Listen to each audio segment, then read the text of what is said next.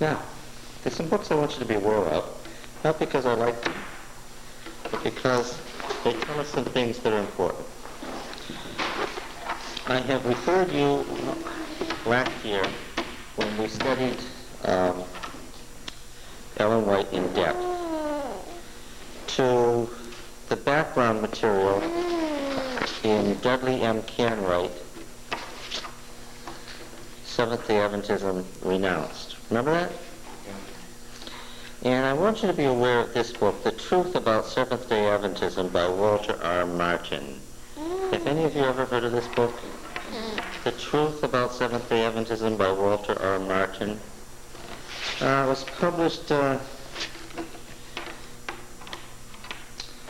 1960. Questions on Doctrine, Seventh-day Adventist Answer Questions on Doctrine is related to this. Published by Marshall, Morgan & Scott Limited. Consulting editor, Eternity Magazine. Here we had some evangelicals coming to talk to Seventh-day Adventists and asking some questions. The truth about Seventh-day Adventism. The thing, I guess, that I don't like about Walter Martin's book is that it's filled with criticisms of Adventism, most of which are true. I don't like that at all. What defines a cult in the evangelical's mind? What defines a cult? C-U-L-T, cult. What in their minds defines whether you're a Christian body or a cult? Yeah?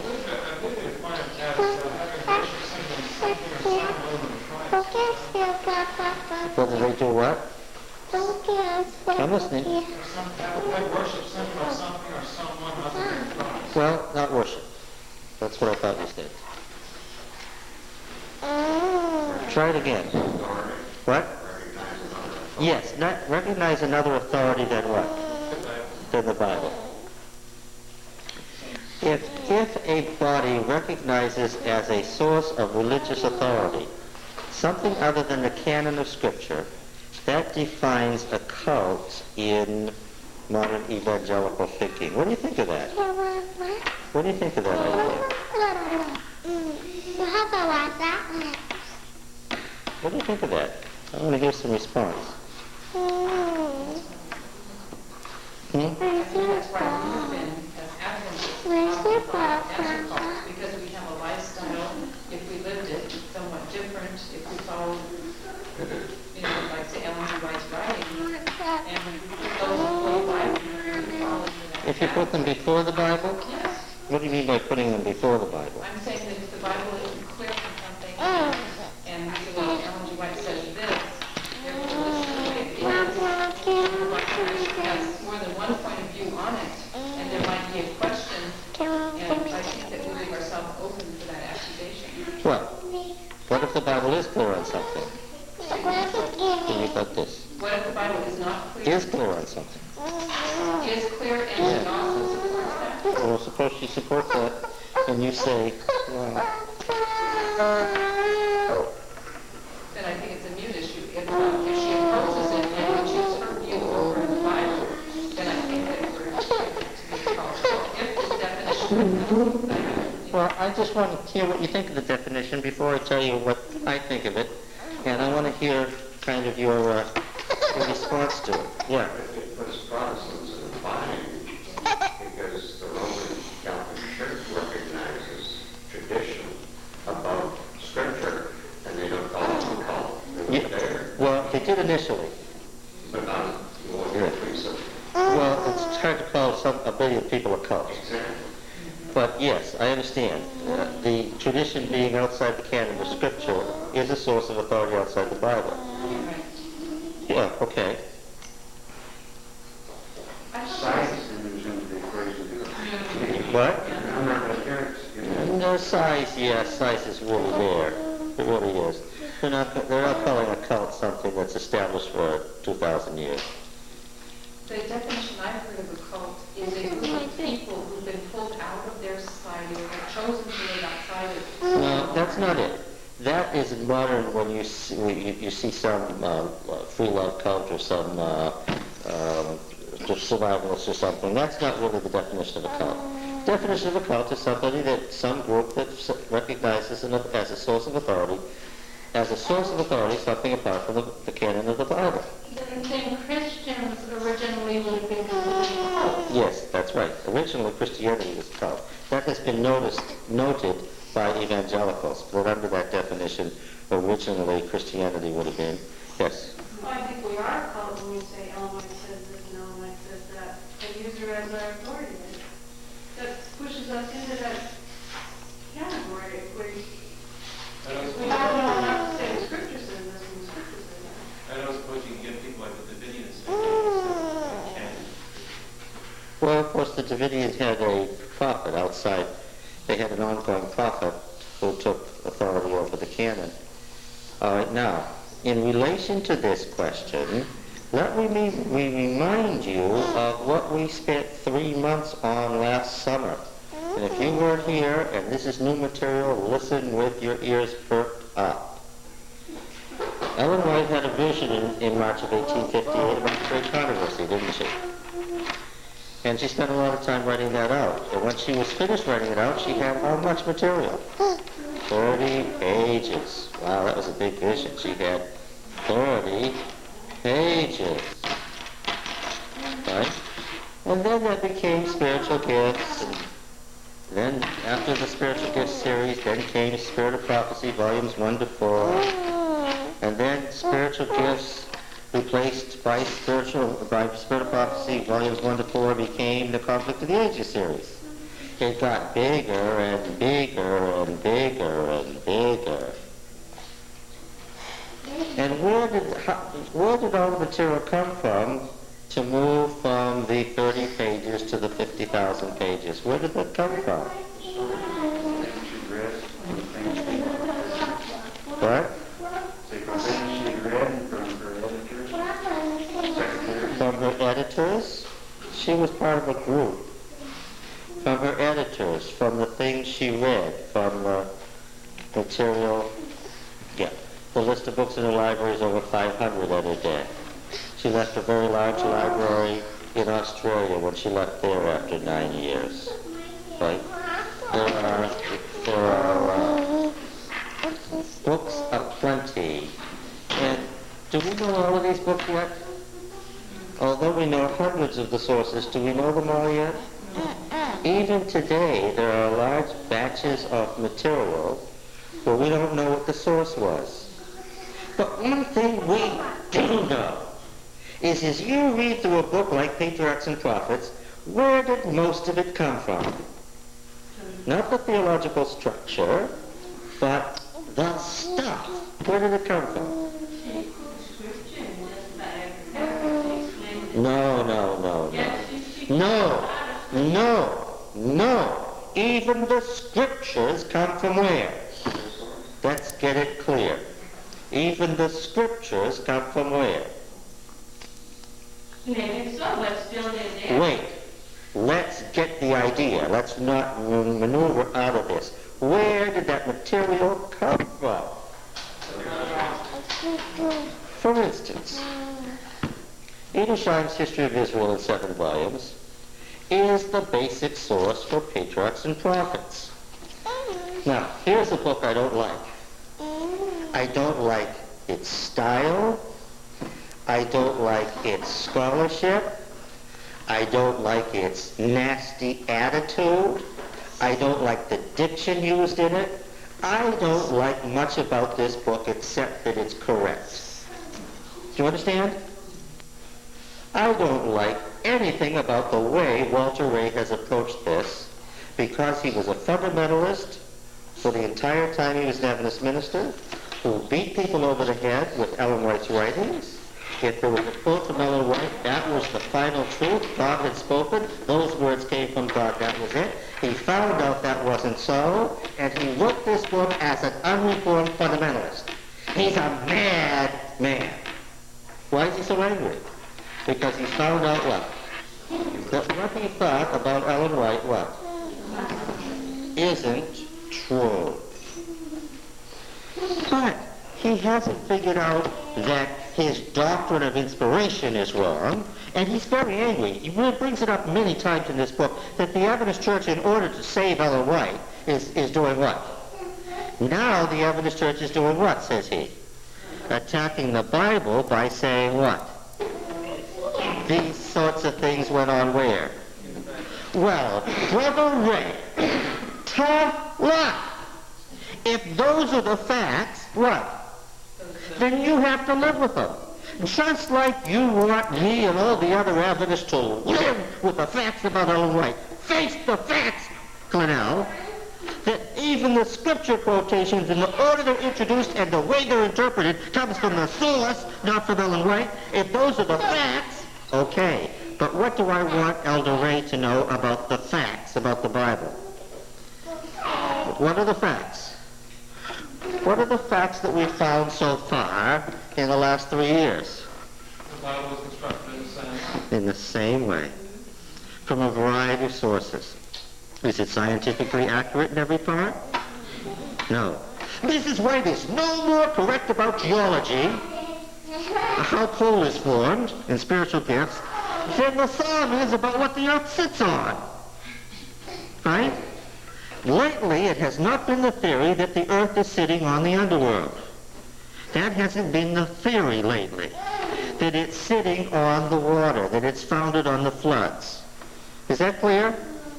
In fact, that hasn't been the theory for quite a while now. But what? Is it still found in the Bible? We haven't been able to edit the Bible so that what? So that those statements what? Are still there. What about historical statements? Is the Bible correct in every historical statement? Part of our problem has been what? We've discovered as we've gone through, and it bothers Richard's fundamentalist mind every time we come to it, we have discovered discrepancies. Did Saul have any prophets with him or didn't he at Gilboa? Well, that depends. What does it depend on, Richard? What you're reading one chapter or another in Samuel. Who displaced the Philistines once and for all? Was it Samuel or was it Saul or was it David? What's the answer? That depends, right? Depends on what? Which authors you're reading. If I'm reading prophetic literature, I know the answer. What's the answer? It was Samuel. If I'm reading the history of David's rise, I've got the answer. It's David. If I'm reading the court history of Saul, I know the answer. It's Saul. That's a painfully human process, isn't it, Richard? So human. See, the problem with liberals is they don't have any concept of the divine element in the Bible. They dismiss the supernatural. They don't believe that there is an infinite yet personal God active in the Bible. That's the big problem with liberalism. The problem with fundamentalism, on the other hand, is what? The human side is dismissed. Let's pretend it isn't there. And which one of these doesn't tell the truth? From my viewpoint, neither one is the truth. And why do I bang away at Pete's fundamentalism in this class? Because I know it's not true, and people who believe that end up disillusioned and write books like this. You understand? His theory of inspiration wasn't met by Ellen White. So he wrote a book titled The White Lie. Okay, so as I look through here, yeah, I see that sure enough, even the pictures came from where? Even the pictures. Page after page, the pictures of these Adventist books came from where? From the books, not only were the words taken over, but what? The illustrations. What about the chapter headings? Alfred Edersheim. Chapter 1, Creation. Ellen White, the Creation. Edersheim, the Fall, the Temptation of Fall. Cain and Abel. Seth and his descendants, Seth and Enoch. The flood, the flood. After the flood, after the flood. Babel, a confusion. The Tower of Babel. The calling of Abram, the calling of Abraham. Does any of this, you get the point? What am I telling you? That it's not merely words, it's what? Is it possible I might also get this from reading the book of Genesis? Another Every word for hundreds of pages? No, it's not possible, Pete. When you get paragraph after paragraph after paragraph, sentence after sentence, quotation after quotation, the Bible word for word, and interpretation the same for hundreds of pages, and the chapter headings are all the same too, and it's all the same illustrations, what would you guess? I'm only discussing the last thing in the chapter heading. But I'm telling you about this book. It's called The Patriarchs and Prophets. And what am I telling you? The arrival in Canaan, Abraham and Canaan. The trial of Abraham's faith, the test of Abraham, the destruction of Sodom, the marriage of Isaac. Jacob and Esau, Jacob is sent to Laban, Jacob's flight in exile, the night of wrestling, without any exceptions, without any missing and without additions. What am I telling you? When does using other sources become plagiarism? That was the question that LOL was asked. Okay. Now, why do I want you to remember this? Because this business of exegesis came up in the question of the daily in Daniel 9. Remember that? What did Ellen White tell Washburn and Hathsport and all those others? What? But they had a quotation that said that all the Millerites knew had the correct interpretation of the daily. Oh, that's pretty. Can you draw me another one?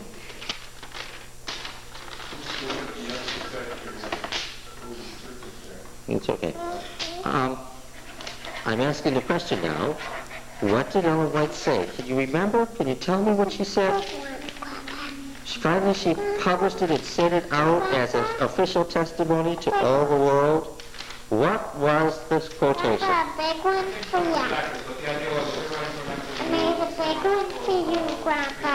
My writings are not to be used to settle such questions as, what is the daily in Daniel 9? What does such questions as mean? What kind of question is the daily in Daniel 9? What kind of a question is that? What? That's not the right answer. What kind of a question is it? It's an exegetical question. My writings are not to be used to answer such questions as, what constitutes the daily in Daniel 9? I could have said, my writings are not to be used to settle what? Exegetical questions.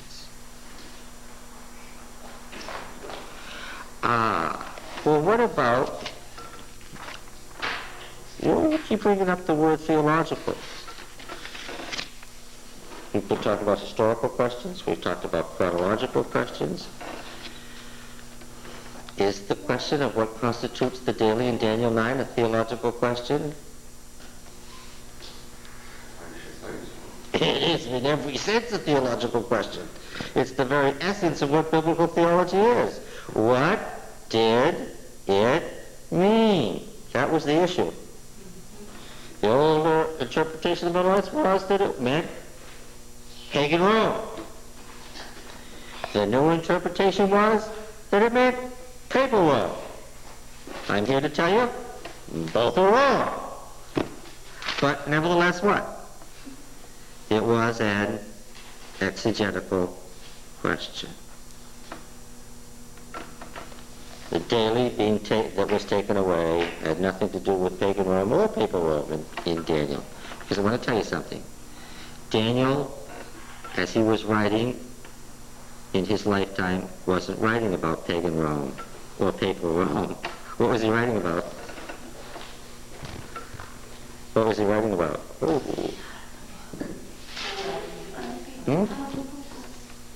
It was, huh? Kingdoms of his day. The kingdoms of his day.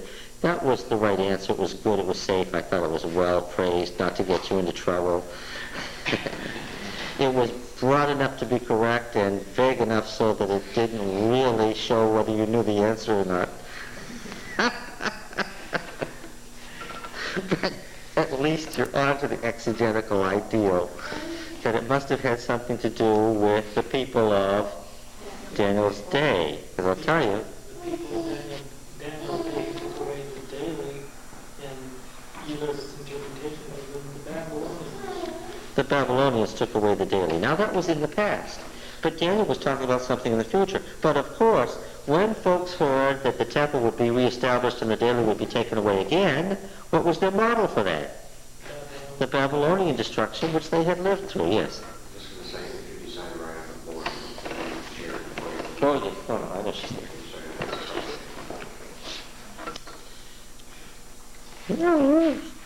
You know not to step on little ones. Once you have them around, you're aware that they're... Now, what is all this leading to? Did Ellen White ever change a theological position in her writings? Oh, our friend Ray here has a chapter of where he's very irked about the fact that he shows various passages in Ellen White where you get one interpretation and then what? Then you get a different one. He uses Jacob's Night of Wrestling where it's very dramatic. In Spiritual Gifts it's one story, and in Patriarchs and Prophets it's quite a different story. Did Ellen White ever make blunders in her writings that she withdrew? Can you think of some like that? Yes? I think I recall, I'm not going to make a fool of myself. I was thinking that when one of the buildings burned down, she said it was not to be reconstructed, and later reconnected. Well, you've got the two stories of two buildings confused, but that's okay.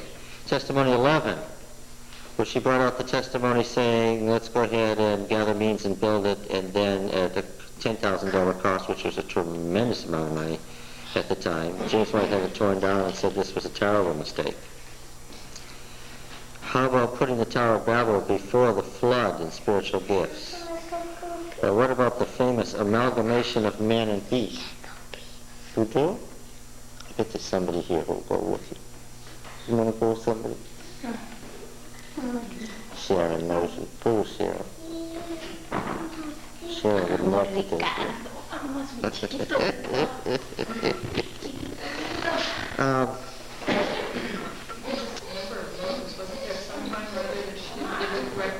Oh, but see, that's kind of... But that's not what I'm talking about. I'm not talking about picky little things. I'm talking about theology, history, chronology, biblical interpretation. Big stuff. Like the Tower of Babel. You're talking about the great controversy, 1888 versus 1911. Oh. The 1880... Because there's a splendid group that has republished the 1888 Great Controversy, anybody can go read it. There's the chapter that says that Babylon does not refer to the Church of Rome. Those are the exact words. Check me. It's on tape. Go get the 1888 edition. Babylon does not refer to the Church of Rome. You see, when Adventists first came out, what was America made up of primarily? What kind of religions did they argue with? Protestants.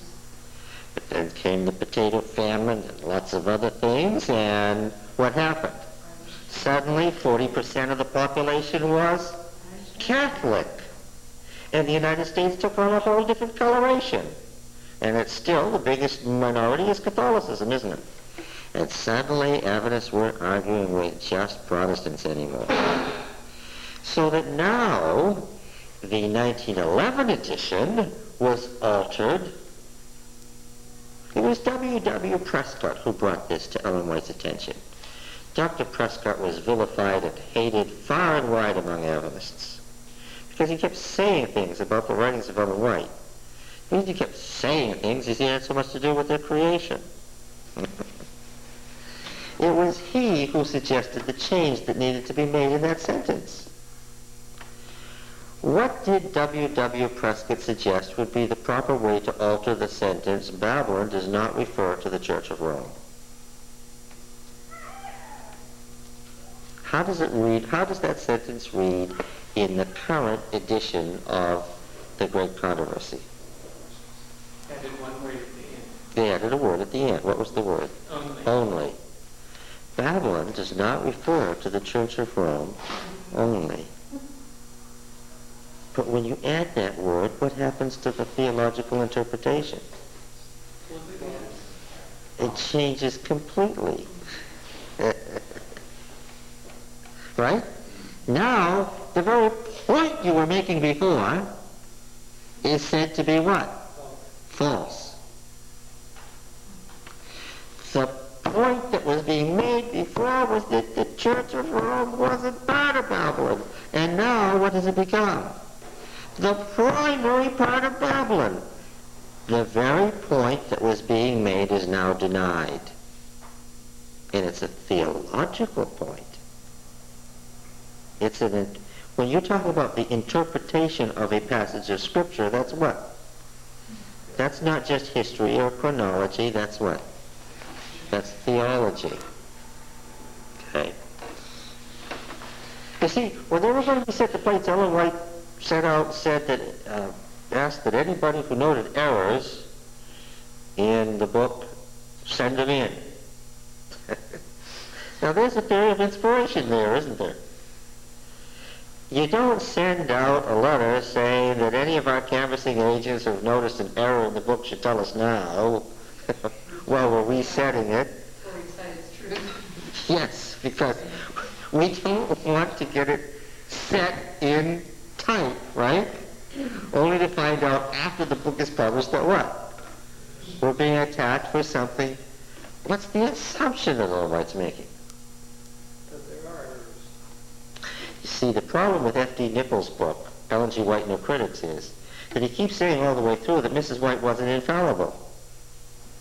It's just a problem that after hundreds and hundreds and hundreds of pages, he couldn't find any mistakes she'd made. So what happens when you have a fallible prophet you just can't find anything she did wrong? What's the net result of that? Somebody says you need to do less. The Baptist looking on saying, what? Okay. Now our argument with the Baptist is, look, you folks in the Southern Baptist Convention are mostly fundamentalists. Your problem isn't with Ellen White. Let's give you the bad news and face right onto it. Your problem is what? Your problem is with the Bible. If you will read it line by line, like we're doing in this class, you're going to find what? One of those days you're going to find a what? You're going to find a mistake or a discrepancy, and then what? Then you have to decide, what are we going to do about this? Okay? Yeah. Well, he does note that beginning with Neil Wilson, that the letters that Neil Wilson wrote in the review says that, yes, Ellen White borrowed on all sorts of things, even theological things. Now, the reason this is of interest to us right now is that there's a comment or two in Patriarchs and Prophets about 1 Samuel 28. Huh? Did anybody think to look in Patriarchs and Prophets to see what Ellen White may have said about this? By the way, I want you to know, I never do an exegesis of any verse where I haven't read the Ellen White statements first. A lot of times in this class we start to do application. Talk about the spiritual application, and if you rise at all, you've noticed that most of those applications are what Ellen White. Not the exegetical, but the contemporary application. Because, of course, that's what the writings of Ellen White are for. What are they not for? According to her. They're not for exegesis. According to her. Then what are they for, according to her? Well, I read the first chapter, Selected Messages. What are they for? For spiritual application to the conditions and situation of the church today. Okay?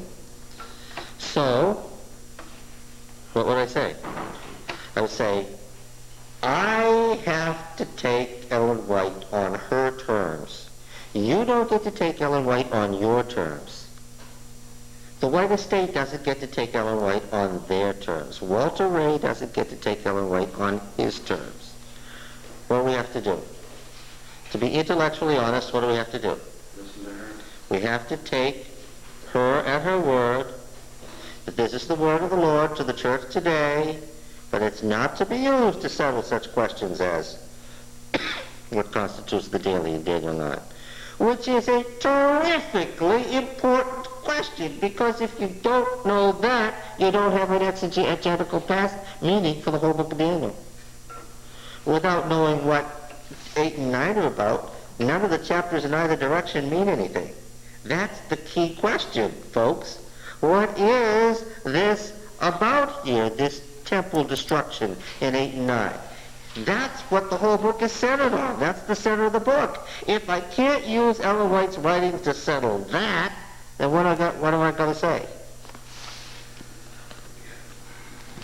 Then the writings aren't there to help me settle any exegetical question. Well, what did she say about this event in 1 Samuel 28?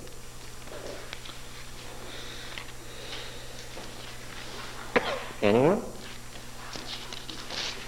That the spirit that came up was not really Samuel, that Samuel had never been in such a den of evil spirits. Yeah, Samuel wouldn't have been in such a den of evil spirits. Okay, so that paragraph is right out of Daniel March's book. Okay? Word for word, I recognize it. Okay? What else does she say? She says more than that. Anyone?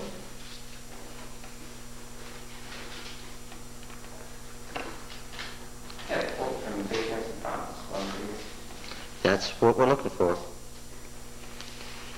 What he said, but it says that it was not God's holy prophet that came forth at the spell of the sorcerer's incantation. Samuel was not present in that hunt of evil spirits. That supernatural appearance was produced solely by the power of Satan. He could as easily assume the form of Samuel as he could assume that of an angel of light when he tempted Christ in the wilderness. Okay, this statement is either correct or it's not. What text does Mrs. White use to buttress this interpretation? I should say, what text does J.N. Andrews use to buttress this interpretation? Since the passage you just read is a quotation from somebody else. What text is used? Probably Ecclesiastes. No. 1 Chronicles 10. 1 Chronicles 10, verse 13. And this will only work if somebody has a King James version of the Bible here. I've told you a number of times you shouldn't be bringing a King James to this class. If you want to end up in false teaching, then use a King James. It's not good for exegesis. Did somebody bring a King James? You have one? Read slowly and distinctly and powerfully 1 Chronicles 10:13.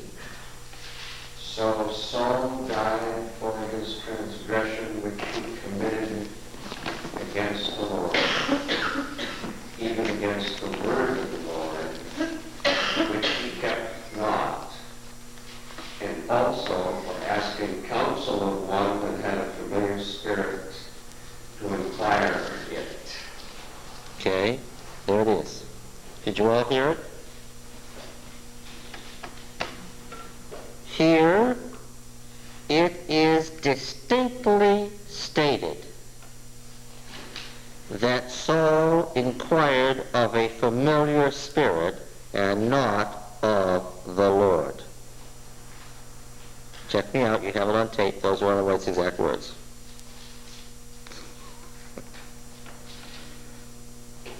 Because the next chapter is the agency of evil spirits, which has been inserted. It departs from Edersheim to insert a chapter on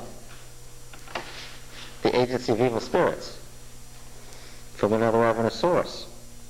This was a good place to do it, you see. And that's very dramatic. Now, the statement, here it is distinctly stated that Saul inquired of a familiar spirit and not of the Lord, is correct insofar as it goes. Read that verse again. So Saul died for his transgression which he committed against the Lord, even against the word of the Lord, which he kept not, and also for asking counsel of one that had a familiar spirit to inquire. What is familiar?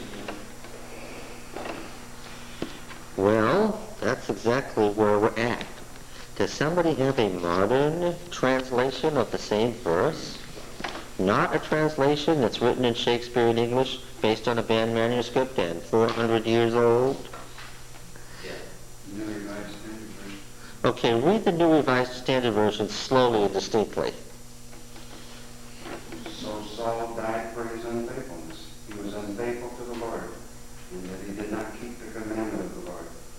Moreover, he had consulted a medium seeking guidance, and did not seek guidance from the Lord. Therefore, the Lord put him to death and turned the kingdom over to David, son of Jesse. Now I'm a bit concerned. Why? What disappeared from the text?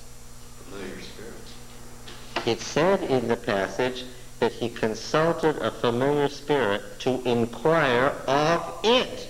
That's what I heard. And this hasn't talked about a medium. A medium, and I didn't hear anything about to inquire of it. Read that again. Seeking guidance. Seeking guidance. Lit Roche. To seek guidance. To inquire of it ain't there. And furthermore, this came up the first week we hit on this. O doesn't mean familiar spirit. Because familiar spirit in the Adventist mind means a what? A demon, right? A demon has not been introduced into 1 Samuel 28 or this verse at all. There's no demonic presence. What is O? See, the Hebrew word has a meaning. We don't get to infuse it with Shakespearean English's meaning. What is an O? Again. Departed spirit. No? Legit. Yeah. This O is either a necromancer. What's a necromancer?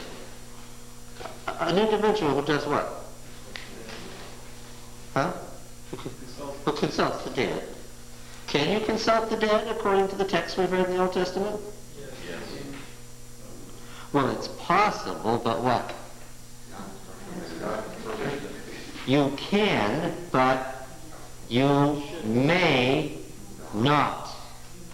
What's the penalty if you do? Death. Death for anybody. Deuteronomy 18. Necromancer, or it may, we notice that in some ancient texts, the necromancy pit itself is sometimes referred to by this word.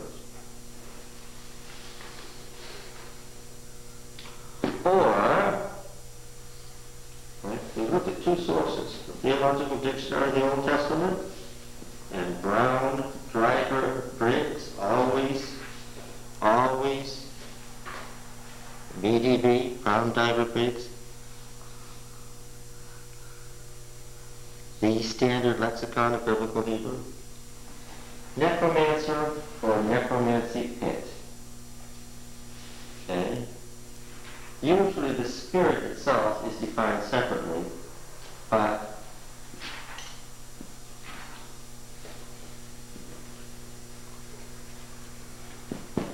dead spirit in general lies behind the necromancer. Not in the necromancer, but is what the necromancer communicates with. Are the dead spirits totally unconscious and incapable of communication? No, but what? They have no power. They have no control over the future. They must not be regarded as gods, right? That's the biblical view. So, how much closer, now that we've studied the Old Testament view, are we to Shirley MacLaine? How much closer are we? We haven't gotten any closer. We'd say, surely, surely, surely, if we were back in biblical times, we'd have to stone you for what you say, okay? So this doesn't give us, does this make us any closer to spirits, the spiritists? No. Okay. Now, the problem here is that we have this word. And so the text says, so Saul died for his unfaithfulness, that in which he was unfaithful against Yahweh, concerning Devar Yahweh, the word of Yahweh. Devar often means the command or the requirement or the decree of Yahweh. Devar also, in its simplest term, means the word of Yahweh. And that he was unfaithful against the word of Yahweh, concerning the word of Yahweh that he did not observe or keep. Shemer means to observe, to keep, to practice. Observances. We practice the observance of the Sabbath. That's what Shemer means, to keep. When we say keep the Sabbath or observe the Sabbath, it's the same word. Which he did not keep. Wagam, and also, this means that he was already deserving of death, but the wagam, and moreover, means that even worse than that, incredibly, something worse happened. L'shol, to inquire. It's a pun on his name, Shaul. To inquire ba'ov, of a necromancer. Lidrosh, for guidance. And moreover, he inquired of a necromancer for guidance and didn't seek Yahweh. Okay? Now, what G. N. Andrews was doing was basing his interpretation on a Bible verse. Right? He was basing his interpretation on a Bible verse. And the verse he found said what? That Saul inquired of a familiar spirit to seek guidance of it. But it isn't there. Richard, look at that word, lidrosh, the last word in verse 13. The very last word in verse 13.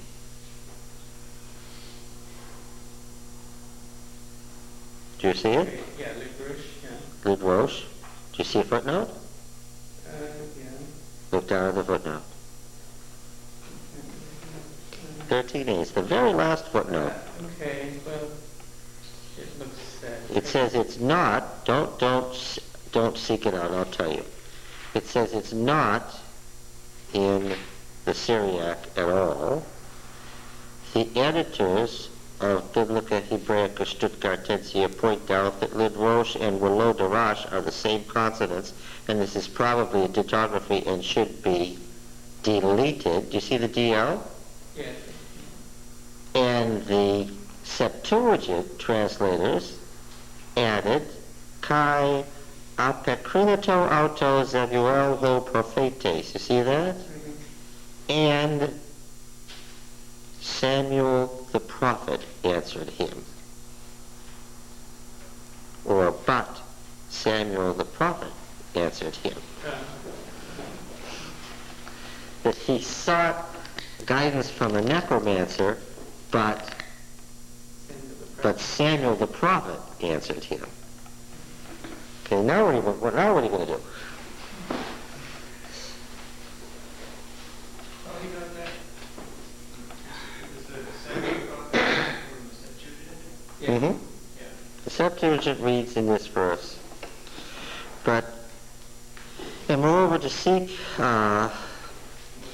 the Septuagint consistently translates oath, necromancer, as ventriloquist. And moreover, he sought a ventriloquist for guidance, but Samuel the prophet answered him instead. Now what has happened to our proof text? Well, it hasn't merely weakened, it's what? It's gone in the opposite direction. Okay? Here, it would have been helpful if J. and Andrews what? Modern translation. Was read Hebrew. Go ahead, Mr. Stewart. If he could, yes.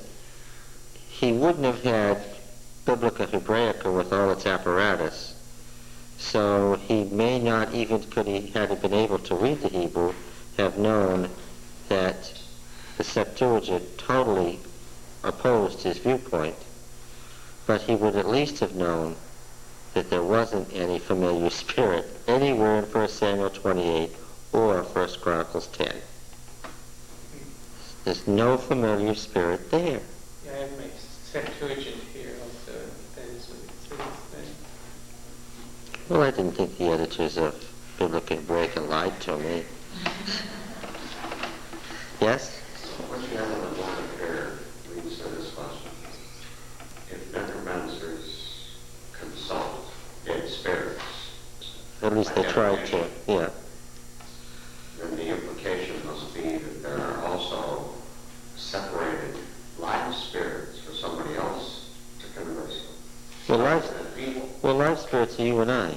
Live spirits are bodies walking around with life in them. Don't you remember we talked about nephesh being a live body, and we saw some dead nephishes too? The word nephesh means life, soul, can mean body, can be alive or dead. Okay? Where do you bring in the other beings in the universe? I can talk all I want about the great controversy. I can talk all I want about modern spiritism being from the devil, and it can all be true. It just isn't where. It isn't in 1 Chronicles 10, and it isn't in 1 Samuel 28. That's what you need to know. And so now I'm going to tell you one more thing, Ray. Ears pricked up? The Ellen White passage you read, the quotation you read from J. N. Andrews is, everybody listening, is what? Wrong. It is incorrect. Is that possible? Is that possible? No, that's not possible, is it? Well, that's not possible, is it? Yes, he also quotes that. Wait, don't be in such a rush. What did you say? I said yes, it is possible. It is possible for an inspired person to be wrong? Is that possible? Well, of course, that's the definition of inspiration that Ellen White taught, that we find in First Selected Message, Chapter 1. That is indeed the theory of inspiration she operated under. And I think that's interesting that she would operate under such a theory of inspiration because she was claiming inspiration for herself. And what was she saying? Regardless of what may have been the facts about the inspiration of the biblical prophet, she was saying what? This is how it works for me. I can make mistakes, yes. Yeah. Biblical prophets were wrong sometimes too. You can stand them. Yeah. But I'm sure that when Samuel wrote the Constitution of Israel that we now find in Deuteronomy, he thought that he had gotten it so, the power is so completely separated that what? That they could make this work. And how would you say, what would you say about that? If ever there was a spectacular failure on a grand scale, it was what? Samuel's attempt to set up a monarchy that would be safe. Yes. Tie this in with the lesson study today, when you said, God's sovereign, He's in control. The only thing we really have to do is to decide whether we stay with God or whether we don't. This text goes ahead and talks about that very idea. Yeah. The Lord put him to death, not because he turned away from, not because God turned away from him, but because he turned away from God. Yes. That was really the only choice. Everything else Saul did was pretty much in the plan and the scheme. Exactly. Yes.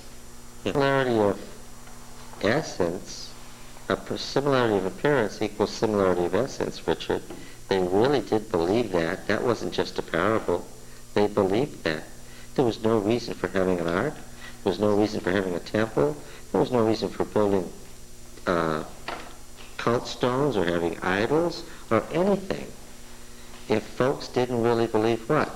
That if you make something that looks like something else, what? It is that thing.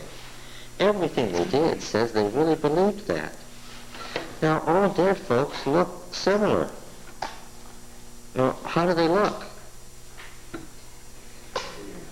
They look like they're really weak, really sick, and ultimately they really decompose into bones, and they all look like they're mostly gone, but not what?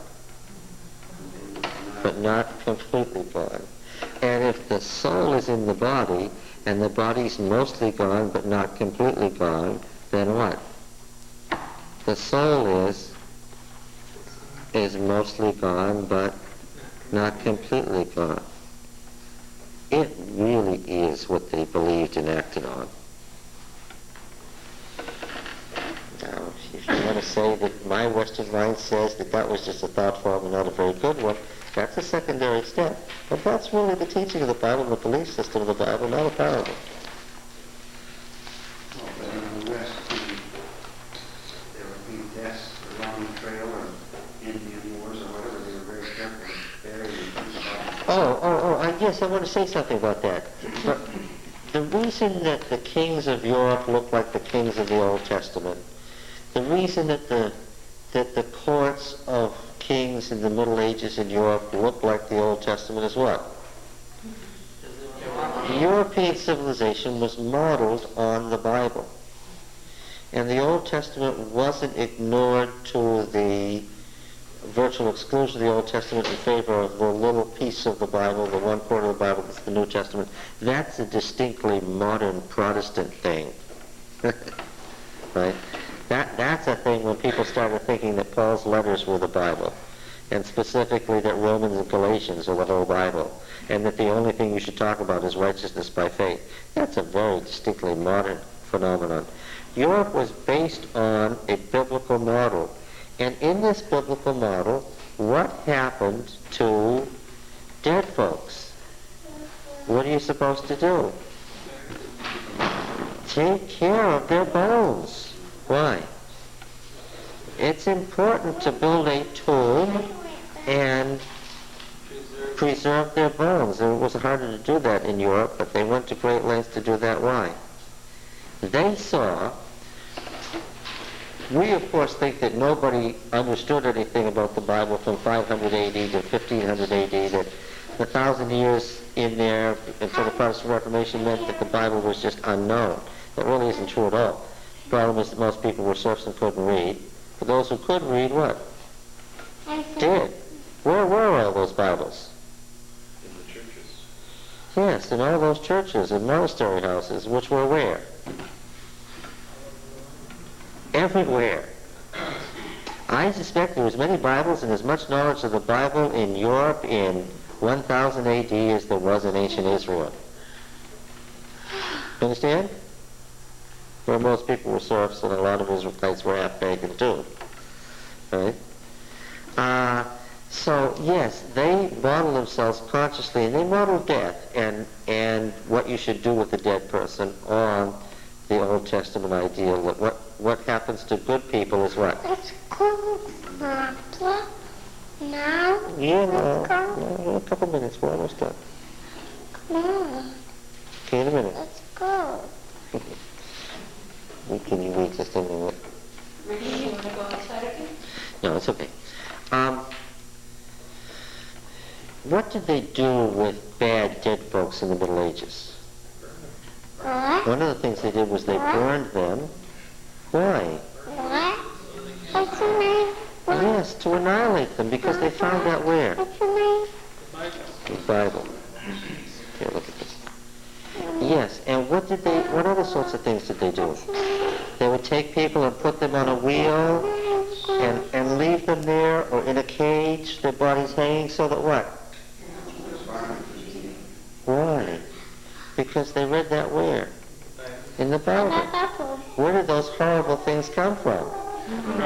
They came out of the Bible. Yes. Okay. And so, a lot of these things we misinterpret, but they're familiar to us, and we think we sort of know them because they come from Western Europe, from our culture, which was a medieval interpretation of what they believed the Bible was exegetically saying. Okay, so we're going to find lots of things in the Bible as we go along that, yes? About my question there last week about like Huss and Jerome, all the martyrs, the reed boxes with the martyrs where they ordered the people, sent them off to different places. Somebody wants to go outside. Huss and Jerome said they're asking them Go outside. That's true. these people. Want to go outside? Well, are they non-existent? No. This was a question Yeah, that first century Christians had. I don't. Why did first century Christians have this question? Because it was happening to them. Because it was happening to them. What was happening to those bodies? They were being annihilated. They were being destroyed. And so a question was coming increasingly with the persecution of the church. Have our dead who have died a martyr's death ceased to exist? That's the question you're asking? Basically. Well, but you already know the answer. You already know the answer. What book answered this question? And a variety of other questions about the persecution. The book of Revelation. And how did it answer the question? The souls of the martyrs are under the altar. The souls of the martyrs aren't down in Sheol, since their bodies are gone. Where have they gone? Revelation, what is it, 7? It is a later development. It is to answer the question that he insists on asking. Right? Since we can't get rid of your question, I guess the easiest thing to do is just answer it, huh? At least you have to give him credit like the importunate widow, right?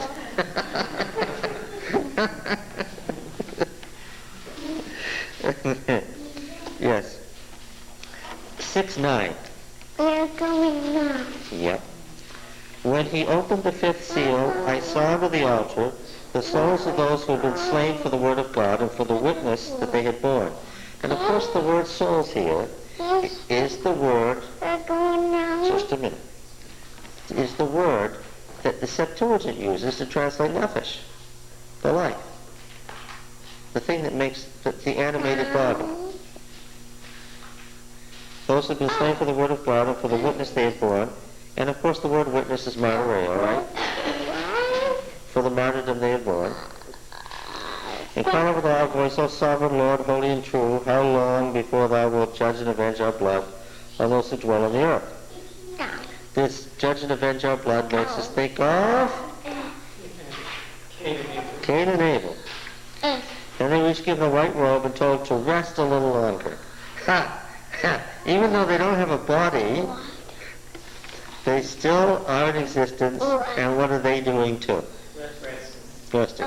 They are not, alas, even in this representation, in the last book of the Bible, they're not what?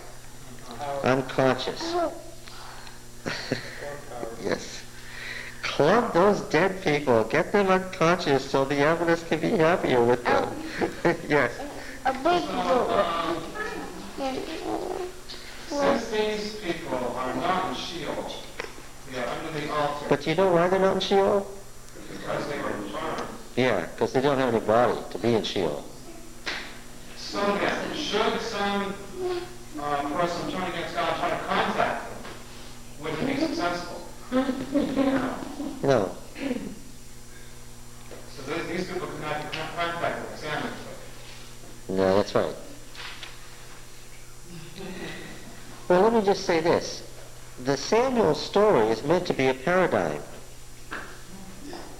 Do you understand what I mean by that?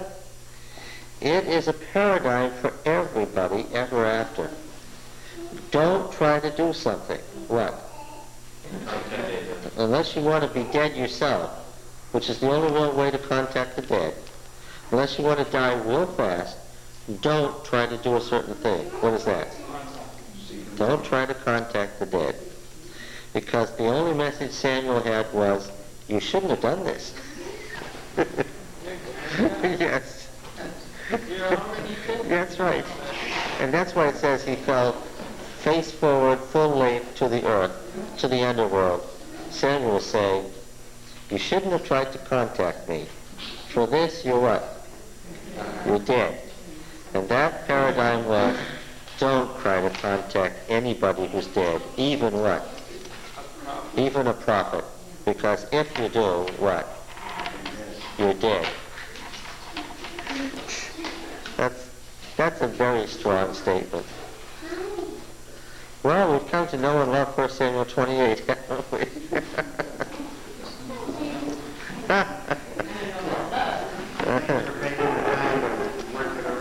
What? Yes. Then there's a group of people in Costa Rica who are going to have to see these videos and work around it too. They're quite worried about them, John. Well, but that may have other reasons, but the thing is, of course, that's true. Now, remember how Christ taught people?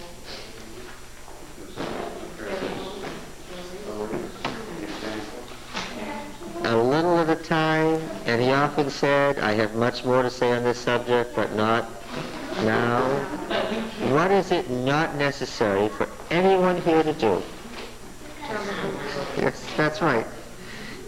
Do not tell your husband, your children, your uncle, your favorite pastor about the state of the dead of the Bible in words of one syllable in 2 sentences. That is not fair, and is bound to get what reaction? Yes. Burn him at the stake. That's right. Before the curse is spread. I have a question that has to do with what we're talking about. Okay. Do we still have any time left on the tape? A minute? Okay. Is there anything in Ellen White about finding the Ark of the Covenant at all? Someone was trying to find it. Yes, yes, yes. About finding the Ark of the Covenant. Because of this mass of sources, Mrs. White picked up a lot of rabbinic legends. Okay?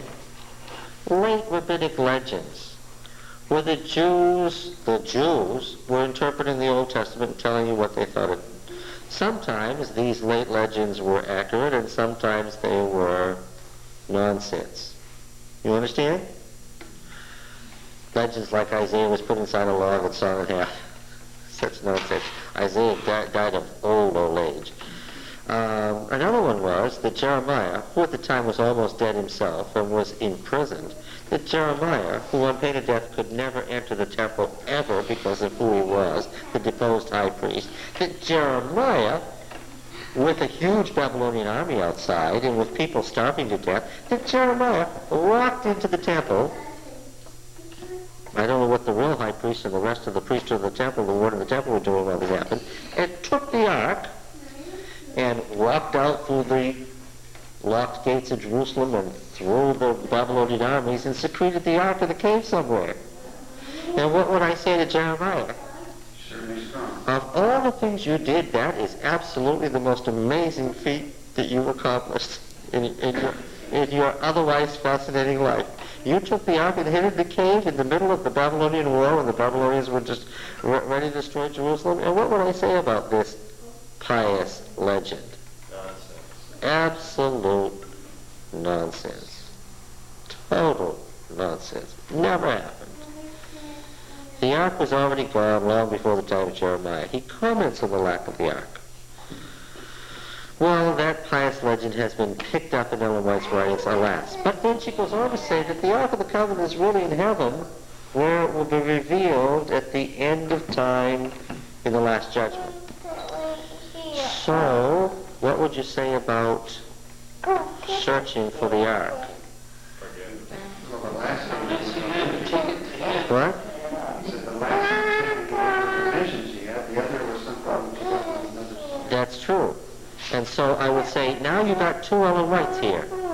One disagrees with the other, and the ark is now in heaven, according to this latter statement, to be revealed in the Last Judgment as the basis for judgment.